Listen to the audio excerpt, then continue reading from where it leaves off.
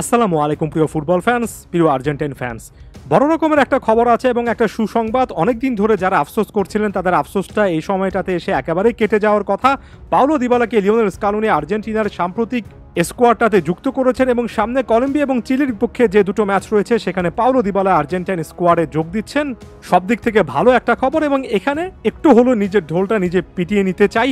এর আগের ভিডিওগুলোতে আমি বারবার করে বলেছি যে পাওলো দিবালাকে লিওনেল স্কালোনি এর আগে একটা পজিটিভ ইঙ্গিত দিয়ে রেখেছিলেন যে এই প্লেয়ারটাকে নিয়ে তিনি এখনও চিন্তাভাবনা করছেন, তবে স্কোয়াডে যখন রাখেননি তখন একেবারে ক্লিয়ারলি একটা কারণ হিসেবে বলেছিলাম পাওলো দিবালা এবং মার্কোস অ্যাকুনিয়া দুজনেই ক্লাব চেঞ্জ করার একেবারে দ্বারপ্রান্তে আছেন। তারা যদি ক্লাব চেঞ্জ করেন তাহলে সে ক্লাবে যাওয়া, মেডিকেল টেস্ট সম্পন্ন করা, চুক্তি সম্পন্ন করা, সকল কিছুর জন্য সময় দরকার এবং হয়তো স্কালোনি এই প্লেয়ারদেরকে সেই সময়টা দিচ্ছেন। তবে পাওলো দিবালা স্কোয়াডটা ঘোষণা করার 2 দিনের মাথায় একেবারে নিশ্চিত করেছেন তিনি রোমাতেই থাকছেন, অর্থাৎ এখানে তার অন্য একটা ক্লাবে যাওয়ার ব্যাপারে সেখানে সময় একটা ব্যয় করার কোনো রকমের সিচুয়েশন ছিল না। স্কালোনি তার সিদ্ধান্তটা পরিবর্তন করেছেন, পাওলো দিবালাকে দলে রেখেছেন। অর্থাৎ এখানে আমি যে জিনিসটা গেস করেছিলাম আসলে সেটাই একটা বড় রকমের কারণ, এটা আর্জেন্টাইন মিডিয়া বলছে। একই সঙ্গে টিওআইসি স্পোর্টসের আরও একটা ক্লেম এখানে যুক্ত করে দিতে চাই, যেখানে টিওআইসি স্পোর্টস একেবারে স্পষ্টত দাবি করেছে যে পাওলো দিবালা যে শেষ পর্যন্ত আল কাদসিয়াতে যাননি, রোমাতে থেকে গিয়েছেন, ইউরোপে থেকে গিয়েছেন, এমন একটা সিদ্ধান্তকে শেষ পর্যন্ত টিম আর্জেন্টিনা অ্যাপ্রিসিয়েট করছে এবং তারা রীতিমতো মেনশন করেছে পাওলো দিবালা তার সেরা সিদ্ধান্তটা নেওয়ার কারণে পুরস্কারটা পেয়ে গিয়েছেন। আলাদা করে রিওয়ার্ড শব্দটা তারা কিন্তু এখানে মেনশন করেছে, অর্থাৎ পুরস্কারের কথা বলেছে। পাওলো দিবালার এই সিদ্ধান্তটা পজিটিভ ছিল।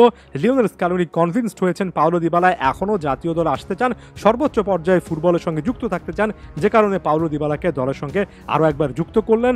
তাই শুরুতে যে ধারণাটা করেছিলাম যে এখানে অন্য কোনো কারণ থাকতে পারে, শেষ পর্যন্ত সেটাই সত্য হলো। এবং একই সঙ্গে অতিরিক্ত সমালোচনা, প্রতিটা সিদ্ধান্ত নিয়ে লিওনেল স্কালোনির মতো একজন কোচ যিনি কিনা দুটো কোপা আমেরিকা জিতেছেন, ফিনালিসেমে জিতেছেন, বিশ্বকাপ জিতেছেন, তাকে কেন্দ্র করে এত অতিরিক্ত সমালোচনার যে কোনো কারণ নেই, সেটা আরও একবার স্পষ্ট হলো।